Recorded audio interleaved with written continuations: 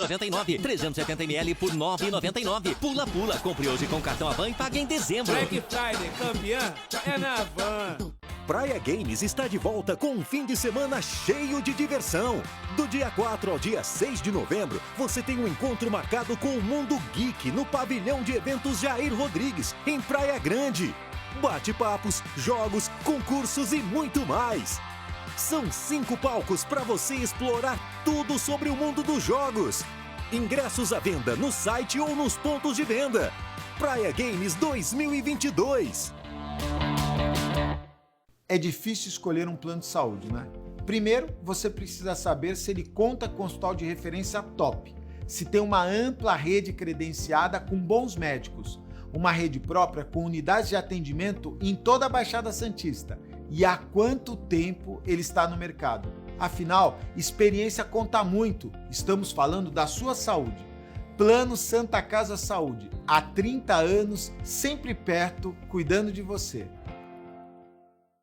Tá todo mundo atrás de Adamastor. Senhor Adamastor, ele é o único que sabe quem tentou me matar. Entendeu, Firmino? Amanhã. Olha, eu acho bom a gente achar esse Adamastor antes é Paulino, viu? Mar do Sertão.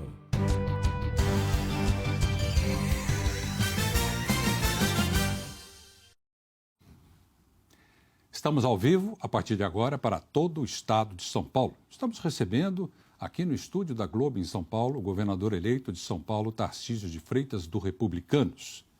Tarcísio recebeu mais de 13 milhões e 400 mil votos, cerca de 3 milhões e 600 mil votos a mais do que ele recebeu no primeiro turno. Essa foi a primeira eleição que ele participou e foi escolhido para governar o estado mais populoso e mais rico do país. Governador, boa noite, parabéns pela sua vitória, muito obrigado pela presença aqui conosco. Boa noite, Burnier, é uma alegria estar aqui e queria começar agradecendo à população do estado de São Paulo pela expressiva votação. Isso traz em mim o sentimento de gratidão e o sentimento de compromisso. A gente quer transformar essa confiança depositada em ação. Agradeço os mais de 13 milhões e 400 mil votos que tive e agora o desafio é ser o governador dos 46 milhões de paulistas. Muito bem. Eu sei que o senhor esperava não só ser eleito, o senhor ser eleito, como também o presidente Bolsonaro fosse reeleito. Ganhou o adversário dele, o ex-presidente Lula. Como é que o senhor pretende se relacionar com o governo federal a partir de janeiro? E pergunto se o senhor já falou com o presidente eleito Luiz Inácio Lula da Silva. Ainda não falei com o presidente eleito, falei com o vice-presidente eleito, Geraldo Alckmin. Tinha falado já no dia de ontem com Fernando Haddad. E a ideia é ter uma relação republicana. A gente vai, como eu falei, governar para os 46 milhões de paulistas e isso pressupõe um bom entendimento com o governo federal. Existem políticas públicas que dependem muito do governo federal. Eu cito como exemplo a política de saúde.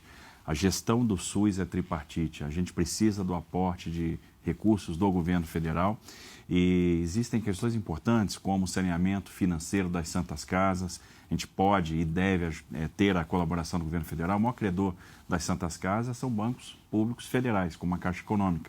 Algumas dívidas são pequenas, a gente pode também trabalhar no alongamento das dívidas, na diminuição das taxas de juros. Então, isso traz um alívio financeiro. Outra política pública importante, comum, é a política de habitação.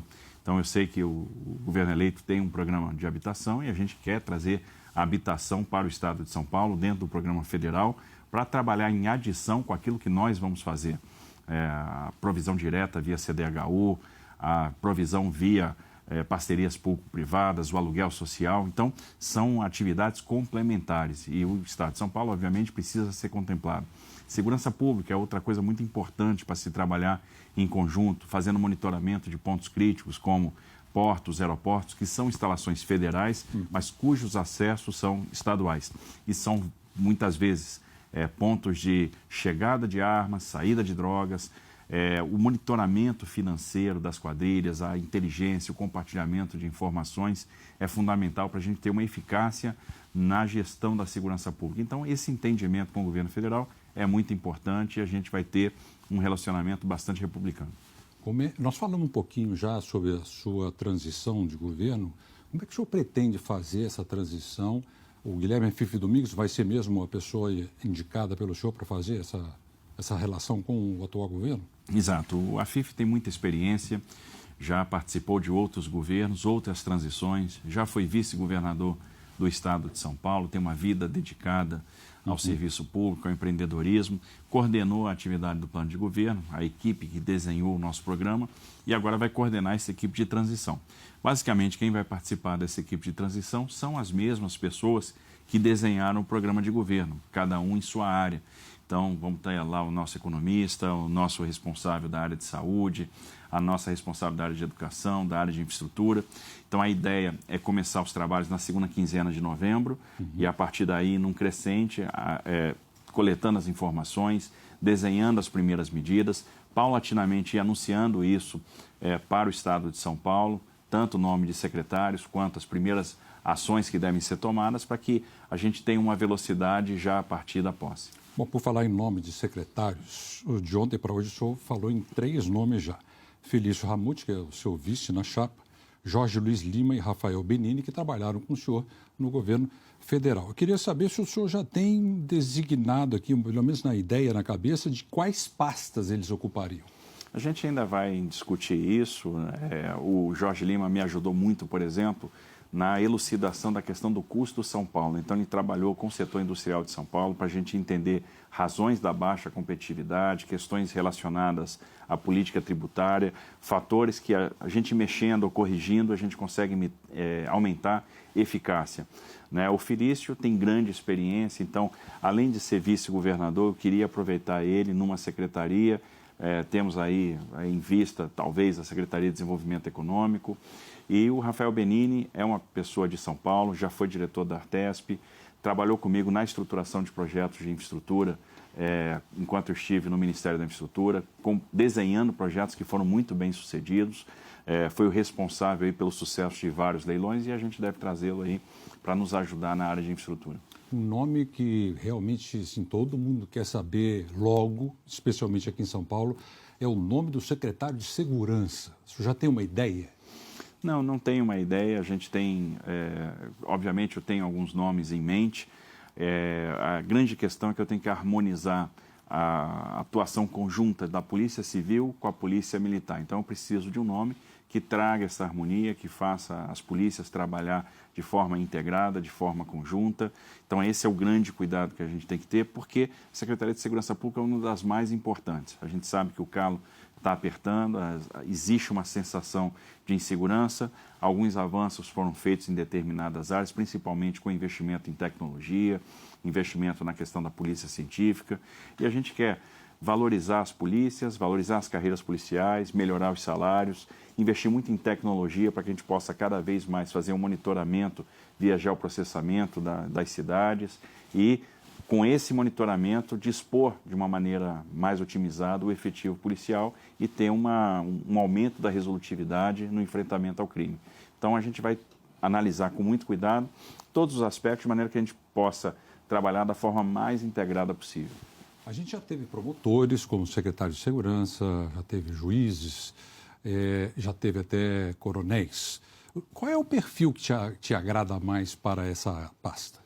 Olha, primeiro é um perfil que tenha conhecimento das necessidades da segurança pública, que entenda a necessidade de conjugar segurança pública com política prisional, que entenda a relação que esses dois polos têm, a proximidade que essas duas questões têm, que entenda a necessidade da gente ter uma proximidade da sociedade, de trabalhar com policiamento comunitário, ter o policial mais próximo do cidadão, que a gente consiga reforçar a participação dos consegues, o papel, estimular de alguma forma as guardas civis metropolitanas e que consiga realmente ter uma grande capacidade de diálogo, que a gente consiga essa integração, Polícia Civil, Polícia Militar, porque não adianta ter essas duas corporações trabalhando de forma dissociada, elas têm que trabalhar de forma integrada. O senhor vai ter um secretário de Segurança, não vai ser um diálogo direto seu com Polícia Militar e Polícia Civil. Vamos ter um secretário de Segurança, que vai congregar essas duas instituições e a gente tem que harmonizar a atividade das duas e quanto mais integração entre a polícia judiciária, essa polícia investigativa e a polícia ostensiva, melhor. Governador, o senhor já falou com o presidente Bolsonaro? O senhor sabe se ele vai se pronunciar hoje ainda? Falei com o presidente Bolsonaro, Hoje à tarde? Hoje à tarde, está sereno, já estava trabalhando no Palácio do Planalto, normalmente. O presidente Bolsonaro, primeiro, tem uma dívida de gratidão. Se eu estou aqui hoje, eu devo a ele. Foi a pessoa que apostou em mim, né, me fez ministro da infraestrutura, pessoa que sempre me incentivou, me permitiu montar um ministério técnico, sempre esteve presente nas nossas entregas, sempre incentivou, sempre participou, sempre opinou de uma forma muito positiva. Foi quem pensou a primeira vez nessa possibilidade de concorrer ao governo do Estado de São Paulo, me lançou na política, me prestigiou, esteve presente nos meus eventos aqui no Estado. Então, se eu cheguei até aqui, eu devo ao presidente Bolsonaro. Para mim, um presidente que enfrentou barras muito pesadas, crises muito difíceis, como a recessão brutal da Argentina, que afetou a nossa indústria, o desastre de Brumadinho, a crise do Covid, que pegou o mundo desprevenido, né? O mundo não sabia como lidar com aquilo, pegou a crise hídrica, soube ser rápido nas medidas, na importação de energia, no despacho de térmicas, pegou depois a guerra da Ucrânia, conseguiu fazer a provisão dos fertilizantes, dos combustíveis, enfrentou a questão do ICMS e hoje nós temos um Brasil que está crescendo, deve crescer de 3,1%, 3,2% esse ano, está gerando oportunidades, está criando empresas, a inflação está em queda, então deixa um legado e eu tenho certeza que ele vai trabalhar muito até o último dia do seu mandato. O senhor acha que ele vai falar hoje ainda à nação? Eu não sei se ele vai falar hoje, se ele vai falar amanhã, mas ele vai falar à nação. Ele é a grande liderança da direita, que no final das contas representa praticamente metade da população brasileira, teve 49,1% dos votos, teve aí 58 milhões de brasileiros que apostaram no seu projeto. Então, fez senadores, fez governadores, fez deputados federais, então é uma grande liderança. Agora, desculpa, o senhor que falou com ele hoje, desculpa interrompê-lo, mas o senhor que falou com ele hoje, como é que ele recebeu o resultado? Obviamente, com a tristeza, né? Com a pessoa espera um resultado diferente, trabalha por isso. Então, acho que todos nós ficamos tristes com o resultado, mas é o resultado da democracia. Ele vai aceitar o resultado? Sem dúvida, sem dúvida. É a vontade das urnas é soberana, é assim que essa nossa democracia ela é vibrante, ela é forte e agora é trabalhar no dia seguinte, porque embora você tenha uma população dividida no campo das ideias, todos são irmãos. A gente tem que fazer esse país crescer, esse país trabalhar junto, unido e prosperar. Voltando a falar daqui de São Paulo, o senhor tem esse plano, né, que o senhor já tinha anunciado, de mudar a sede do governo do Palácio dos Bandeirantes lá para o Palácio dos Campos Elíseos, no centro de São Paulo. Acontece que esse Palácio dos Campos Elíseos vai receber agora, no final desse mês, o Museu das Favelas. Como é que o senhor vai conciliar a mudança do governo para lá se ele vai receber o museu? Vamos lá, a gente não vai prejudicar o projeto do Museu das Favelas. O mais importante é o conceito. Então, qual é o conceito? Eu quero que o centro administrativo de São Paulo funcione no centro, no centro da cidade. Porque quando a gente analisa, a gente está sofrendo muito com a degradação. O centro de São Paulo vem sendo degradado ao longo dos anos. Então, a gente vem perdendo comércios, perdendo empregos. Quando você pega a eficácia de políticas de desmantelamento, de desmobilização de cracolândias, e vários países do mundo passaram por isso, a gente tinha cracolândia em Frankfurt, tinha em Amsterdã, tinha em Nova York, tinha em Lisboa. Só foi possível fazer essa desmobilização e ter eficácia depois de uma conjugação de políticas públicas. A política de saúde para fazer o tratamento e a recuperação do dependente químico, a política de segurança para impedir o livre fluxo das drogas, a política de habitação, a política de assistência social e a revitalização dos centros das cidades. Agora, quando que o senhor pretende fazer essa mudança da sede administrativa? Bom, em primeiro lugar, a gente tem que botar o projeto na prancheta. A ideia é ter uma parceria público-privada. Então, a gente não está criando esse projeto, é um projeto que já existia, a gente está resgatando, porque parece fazer muito sentido, é um legado. Então, é ter uma esplanada na Praça Princesa Isabel, onde funcionaria o centro administrativo do Estado de São Paulo. A gente rebaixaria o terminal rodoviário, preservaria o Palácio Campos Elíseos com o Museu das Favelas e criaria uma outra unidade ali para ser a sede do governo. Quanto tempo o senhor acha que demora isso? O tempo de estruturar o projeto, leiloar, não é um projeto de curto prazo, é um projeto que leva tempo para ser construído, isso vai levar o mandato inteiro em desenvolvimento, leilão e execução, mas é um projeto que deixa legado. Para a gente encerrar, vamos relaxar um pouquinho. Nós dissemos aqui no seu perfil que o senhor é um flamenguista de carteirinha, flamenguista roxo. Muito bem, o senhor é carioca. E aqui em São Paulo, Portuguesa de Esporte. Ah, isso que eu ia perguntar, se o senhor já tinha escolhido um time aqui em São Paulo. Portuguesa por uma razão afetiva. Minha mãe é portuguesa, de Aveiro. Olha só. Então, acho que não tinha outro time para torcer aqui em São Paulo, senão a Portuguesa. Estive na final da Série A2, assistindo Portuguesa e São Bento, e a Portuguesa se sagrou campeão, então sopa quente. Na primeira final, já comemorei título. Muito bem. Olha, seja muito feliz no seu governo. São Paulo precisa de sempre bons governos, viu? E parabéns mais uma vez pela sua vitória. Muito obrigado pela presença aqui conosco. Obrigado, Burnier. Obrigado, Estado de São Paulo. Bom, a gente fica por aqui, gente. O Jornal Nacional começa às 8h30. Uma boa noite para você e até amanhã.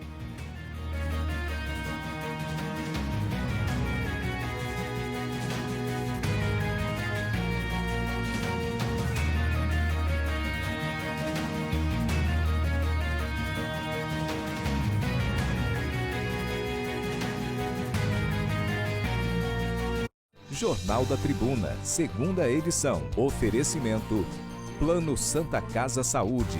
30 anos ao seu lado, cuidando de você. E Sicredi e você. É parceria de sucesso para prosperar e vencer. Assista agora a sua novela das 7.